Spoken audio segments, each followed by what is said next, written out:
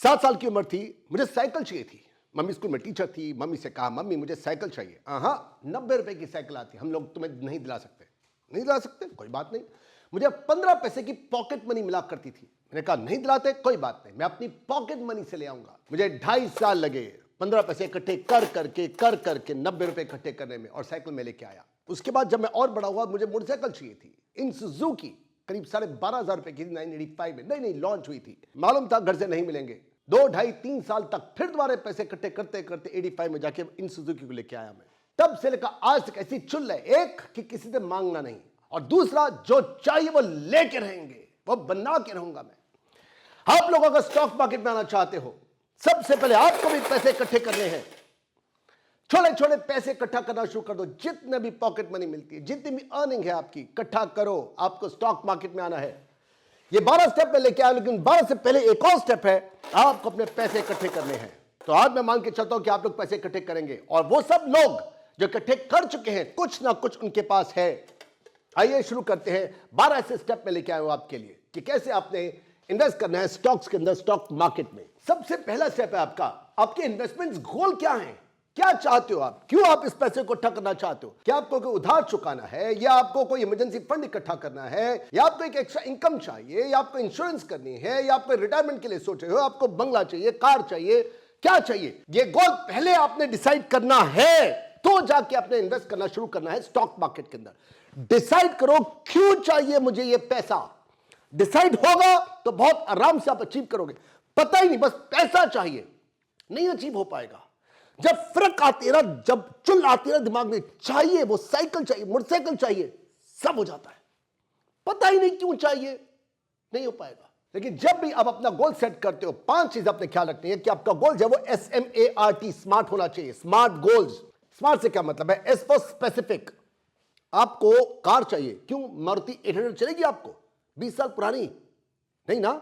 आपको चाहिए कौन सी? टोयोटा चाहिए आपको, होंडा चाहिए आपको मर्सिडीज चाहिए। तो सबसे पहले आपका गोल स्पेसिफिक होना चाहिए कि मुझे ये कार, ये कलर, इतने लाख की गाड़ी चाहिए। नंबर 2 है मेजरेबल। गाड़ी कितने की चाहिए आपको? 10 लाख की, 20 लाख की, 30 लाख की। लिखो कि मुझे एक कार चाहिए जिसकी कीमत 20 लाख की होगी। मेजरेबल होना चाहिए, नंबर होने चाहिए। नंबर 3 आता है अटेनेबल। क्या आप उसको अटेन कर सकते हो? मैं तुम्हारे लिए चांद तारे तोड़ लाऊंगा। उल्टा सीधा क्यों वादा करते हो? यही वादे करके तो मैं फंसा हूं 30 साल से। ये कहो कि मैं भल्ले पापड़ी ले आऊंगा, गुलाब जामुन ले आऊंगा। मजाक छोड़ते हैं हम लोग। आपका गोल जो है वो अटेनेबल होना चाहिए। कि मैं जब 7 साल का था, तब मैं अगर ये सोचता कि 15 पैसे से कार ले आऊंगा, तो क्या आ पाती? तो गोल आपका अटेनेबल होना चाहिए। फिर आता है आर मतलब रेलिवेंट। मान लीजिए आपका घर है, 2 कमरे का फ्लैट है, और साथ में आप चाहते हैं मुझे बुगाटी चाहिए। कितने की? 55 करोड़ की। 2 कमरे के फ्लैट के नीचे बुगाटी खड़ी हो, अच्छी लगेगी क्या? वो रेलेवेंट होना चाहिए ना। फिर लास्ट में आता है T as in time bound. आप लिखिए कि मुझे 2 साल के बाद, 2.5 साल के बाद, या 6 महीने के बाद इतना चाहिए। तो डे, मंथ और ईयर मेंशन करो अपने गोल के अंदर कि मुझे इस महीने की इस तारीख तक, इस साल के मुझे इतना पैसा चाहिए। Time bound. स्टेप नंबर 2 है, आप कितना पैसा इन्वेस्ट करना चाहते हो। सबसे पहले मंथ के एंड में आपके पास जितनी भी सैलरी आती है, जितनी भी इनकम आपकी होती है, उसमें से निकालिए। आप EMI निकालिए, कोई भी लोन है आपके ऊपर तो उसको निकालिए, घर का रेंट है उसको निकालिए। सबसे पहले ये देनदारी को निकाला करते हैं। मान लीजिए आपकी 1 लाख रुपए की कमाई है, या नौकरी है आपकी, उससे आपको सैलरी मिलती है 1 लाख रुपए की, एज्यूम करते हैं हम लोग। तो उसमें से EMI कितने की है? 10,000 की है, उसको निकालिए। कोई लोन है उसके ऊपर इंटरेस्ट है 10,000 रुपए का, उसको निकालिए। घर का रेंट जाता है 10,000 रुपए का, बच्चों की ट्यूशन जाती है 5,000 रुपए की, तो कुल मिला के 35 से 45,000 रुपए, उन सबको पहले बाहर निकालिए। बिजली पानी सब खर्चों को निकालने के बाद अब बताइए आपके पास कितना पैसा है। इन सब लोन्स को, EMI को, इंटरेस्ट को देने के बाद अब आपने एक इमरजेंसी फंड अलग से क्रिएट करना है, उसको भी निकालिए।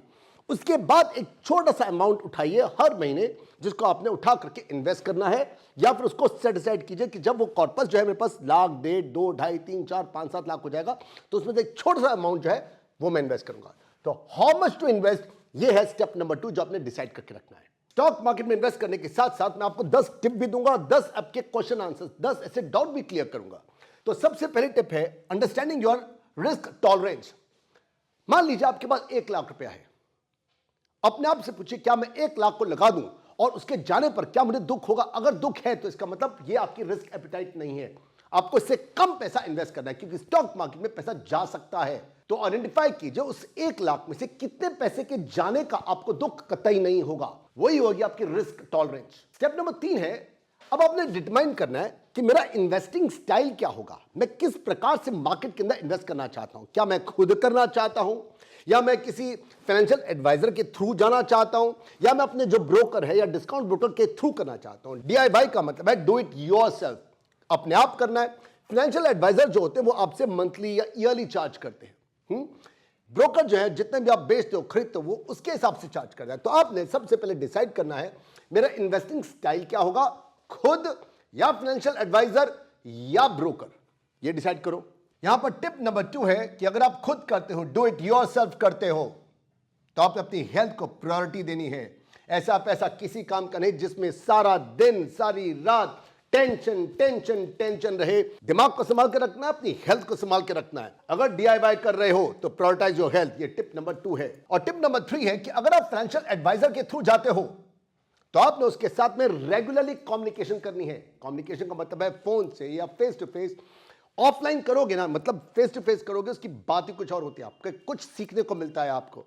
तो आपने उससे संप्रेषण करना है, कम्युनिकेट करना है रेगुलरली। रोज ना करो, कम से कम 2 दिन में एक बार तो कर लो। स्टेप नंबर 4 है, अब आपने चूज करना है कि मेरा जो इन्वेस्टमेंट अकाउंट होगा वो कैसा होगा। क्या मैं चाहता हूं इंडिविजुअल, क्या मैं खुद करना चाहता हूं और साथ में किसी और को साथ में नहीं रखूंगा मैं, इंडिविजुअल ब्रोकिंग अकाउंट यानी कि खुद करना। नंबर 2 है, क्या मैं उसको ज्वाइंट अकाउंट खोलना चाहता हूं। ज्वाइंट ब्रोकरेज अकाउंट का मतलब है क्या आप किसी और इंसान के साथ में पार्टनर करना चाहते हो, या अपने हस्बैंड के साथ में, वाइफ के साथ में, अपने बच्चों के साथ में, पेरेंट के साथ में, अपने भाई बहन के साथ में करना चाहते हो, तो वो ज्वाइंट ब्रोकरेज अकाउंट हो गया। और थर्ड है, क्या आप चाहते हो कि उसको कोई और मैनेज करे, कोई और इंसान के हाथ में देना चाहते हो ताकि आप अपने बिजनेस को या अपनी नौकरी को करते रहो, वो आपके बिहाफ पर आपके अकाउंट को मैनेज करे, उसकी कुछ सैलरी या कुछ कमीशन वो ले सकता है। तो आपने डिसाइड करना है इंडिविजुअल अकाउंट या ज्वाइंट अकाउंट, या जो इंडिविजुअल अकाउंट में चलाऊंगा उसको कोई और मैनेज करेगा। यहां टिप नंबर 4 है कि अगर आप उससे मैनेज करवाते हो किसी और इंसान से अपने अकाउंट को, 3 बातों का ख्याल रखना है। सबसे पहले आपने उसको अपने इन्वेस्टमेंट गोल को बताना है कि मैं इतने पैसे चाहता हूं, ये मेरा गोल है। वो इंसान जो मैनेज कर रहा है, आप क्या चाहते हो, कार चाहते हो, घर चाहते हो, कितना पैसा चाहते हो, वो इन्वेस्टमेंट गोल उसके सामने एकदम क्लियर होना चाहिए। नंबर 1। नंबर 2, जितनी में वो ट्रांजैक्शन करेगा उसको आपने रेगुलरली रिव्यू करना है।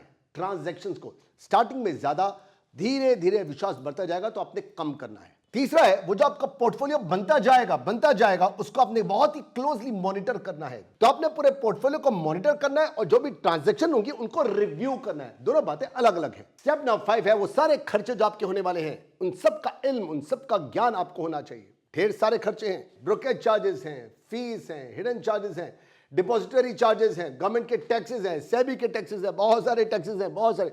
इनके मैं वीडियो ढेर सारी वीडियो बना के चुका हूं। उन वीडियोस को देखो और इन सारे खर्चों का आपको एक एक खर्चे का पता होना चाहिए, हिडन चार्जेस का पता होना चाहिए। नहीं तो जितना आप कमाओगे नहीं, उसका बहुत बड़ा हिस्सा ये लोग लूट के ले जा चुके होंगे। तो टिप नंबर 5 आपको ऑलरेडी बता के चुका हूं मैं, that you have to watch videos on the charges and hidden charges. आपको लगता है चुनिया ठनिया होती है, करते करते करते करते हजारों लाख हो जाती है, तभी तो जीरोधा, अपस्टॉक, एंजल इतने बड़े हुए हैं। अब स्टेप नंबर 6 है, अब आपने अपना ब्रोकर चुनना है। ये ब्रोकर फुल सर्विस चाहिए आपको, पूरी की पूरी सर्विस आपको चाहिए, वो आपको टिप देता रहे, सजेशन देता रहे, फोन से व्हाट्सएप से आपको फुल सर्विस दे, या फिर आप चाहते हैं डिस्काउंट ब्रोकर हो, जैसे जीरोधा है, अपस्टॉक है, एंजल वन है। तो डिसाइड कीजिए फुल सर्विस या डिस्काउंट ब्रोकर। मैं आपके पास इंडिया के टॉप 10 फुल सर्विस ब्रोकर्स हैं और डिस्काउंट ब्रोकर्स हैं, इनकी एक लिस्ट लेके आया हूं। इसको देखिए आप लोग। 10वें नंबर पर है पेटीएम मनी, इसके पास करीब 7,40,000 अकाउंट है। SBI सिक्योरिटीज के पास है 7,57,000। 8वें नंबर पर है मोतीलाल ओसवाल, 8 लाख है इनके पास। 7वें नंबर पर है HDFC सिक्योरिटीज, इसका करीब 10 लाख अकाउंट्स हैं। 6ठे नंबर पर कोटक सिक्योरिटीज, इनके पास भी करीब 10 साढ़े 10 लाख अकाउंट्स हैं, एक्टिव अकाउंट्स, ये सारे के सारे एक्टिव क्लाइंट्स हैं इनके पास। 5th है ICICI डायरेक्ट, इनके पास करीब 18-19 लाख एक्टिव अकाउंट्स हैं। अपस्टॉक के पास करीब 22 लाख एक्टिव अकाउंट्स हैं।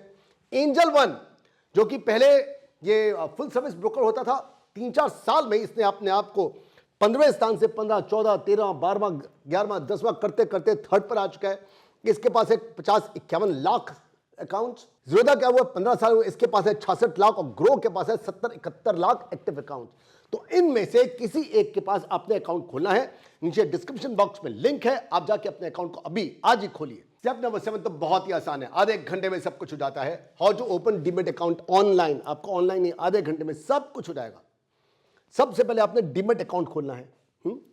उसके लिए आपको अपने डॉक्यूमेंट्स को सबमिट करना पड़ेगा।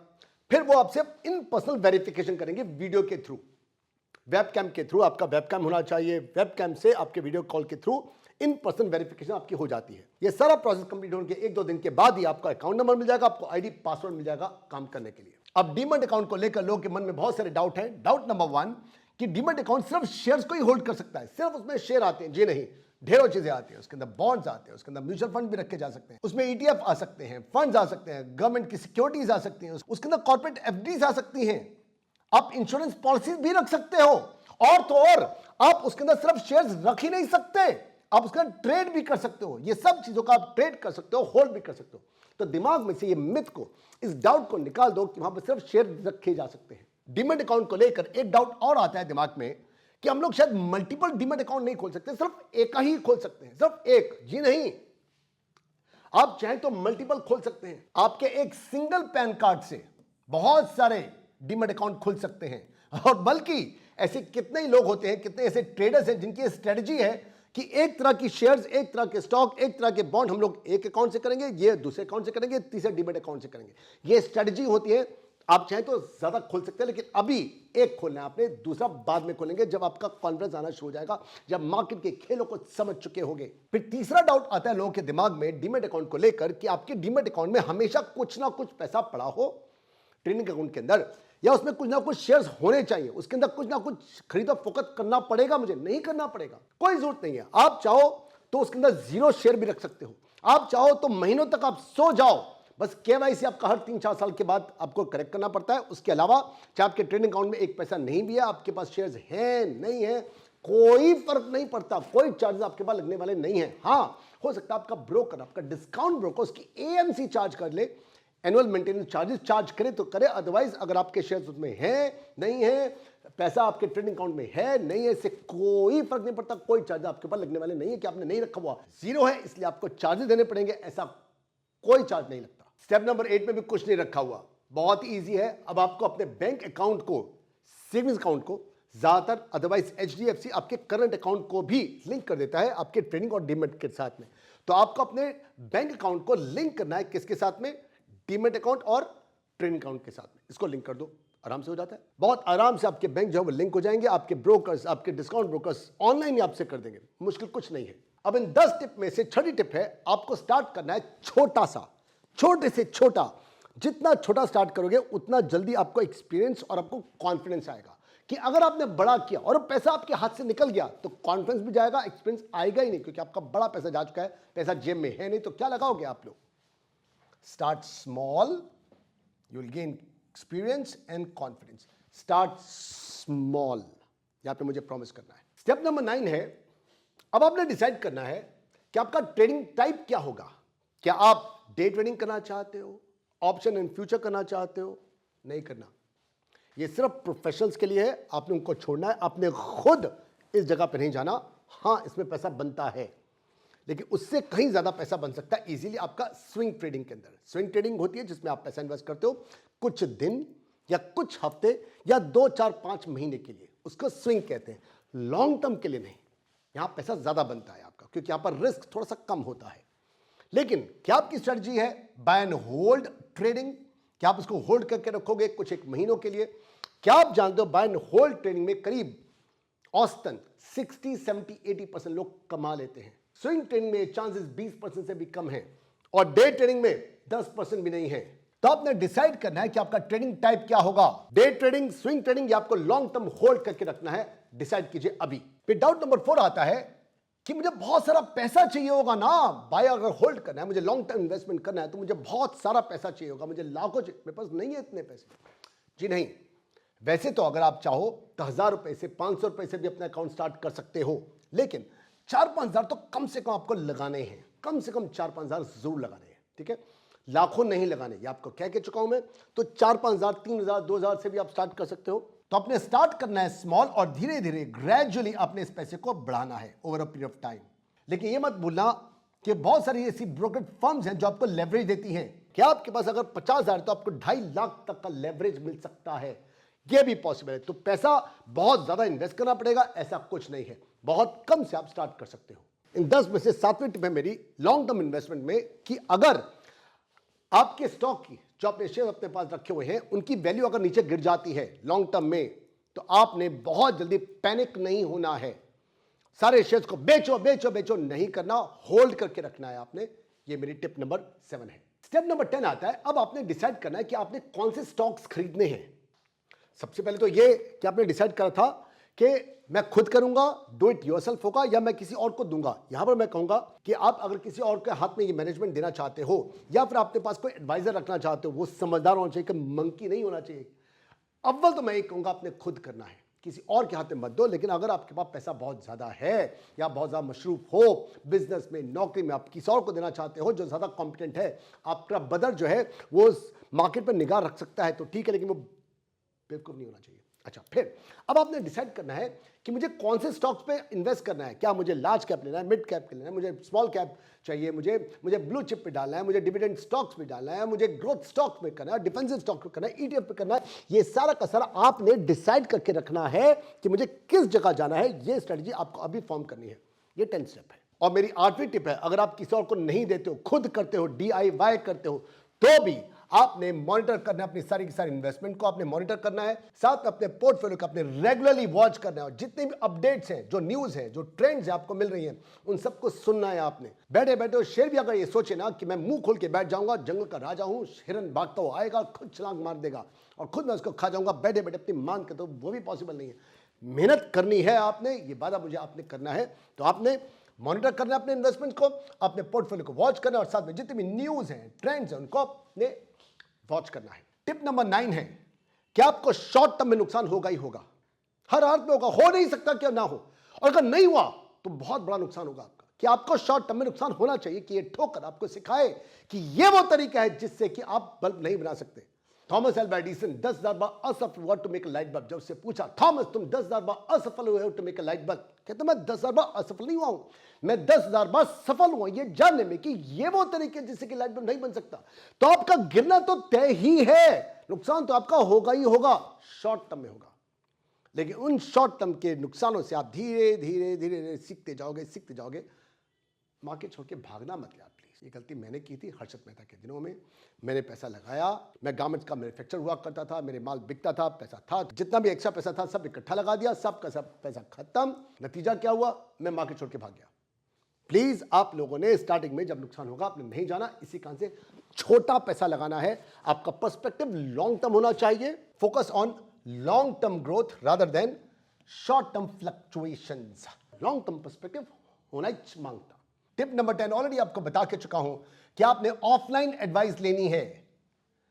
ऑनलाइन आपको एडवाइस मिलेगी, फोन आपको मिलेंगे, व्हाट्सएप मिलेंगे, लेकिन रूबरू अगर हो सके तो आपको किसी से भी कोई ना कोई गुरु बना लो, कोई मेंटर बना लो, जिससे आप मिल सको। मिल करके बातें करते करते कुछ और ही निकल के आता है, कुछ और सीख मिलती है। तो अगर एडवाइस भी मिल सकती है आपको, ऑनलाइन मिले बहुत बढ़िया है। अब तो यूट्यूब भरा पड़ा है, लेकिन अगर ऑफलाइन फेस टू फेस मिल सकती है, बातें कुछ और है।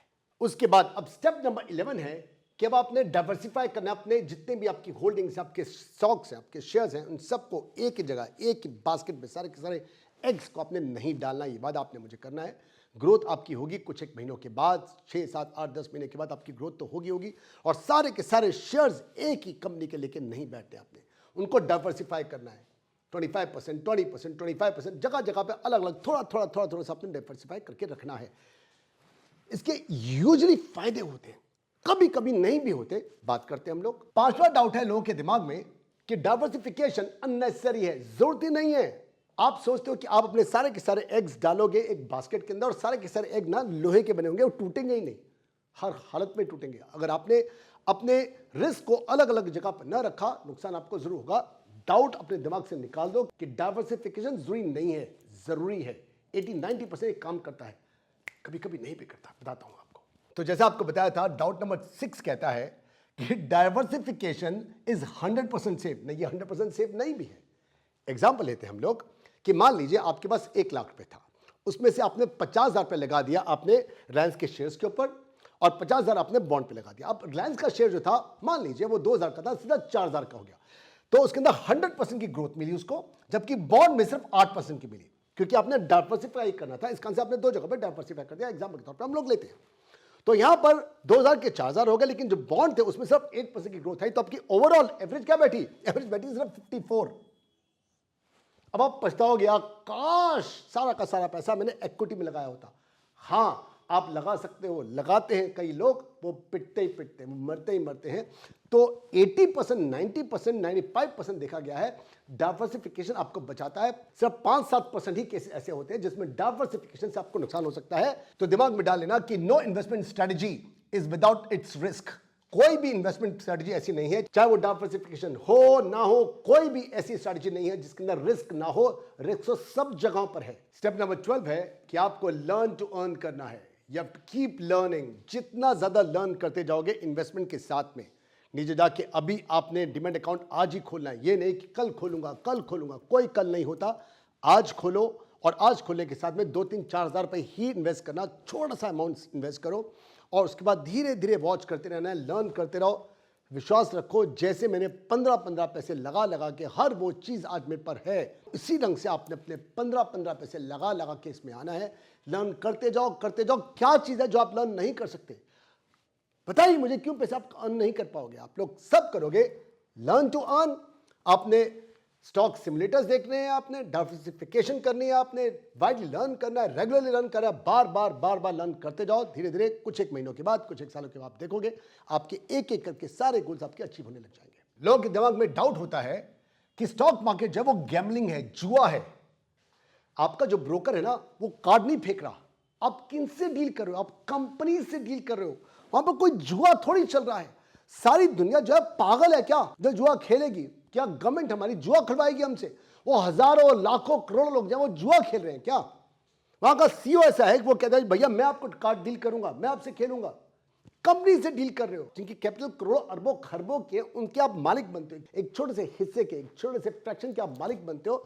जुआ नहीं है। हाँ, नुकसान हो सकता है, लेकिन ये जुआ नहीं है। ये डाउट दिमाग से निकाल दो आप। और फिर वहीं पर एक डाउट ये भी है दिमाग में कुछ एक लोगों के कि अगर मैं स्टॉक मार्केट में आऊंगा तो गारंटीड है रिटर्न्स तो आएंगी ही आएंगी। मैं समझदार हूं। कई लोग ये समझते हैं कि पूरी दुनिया में 1.5 अकल, एक अकल मेरे पास, आधी बाकी सबके पास।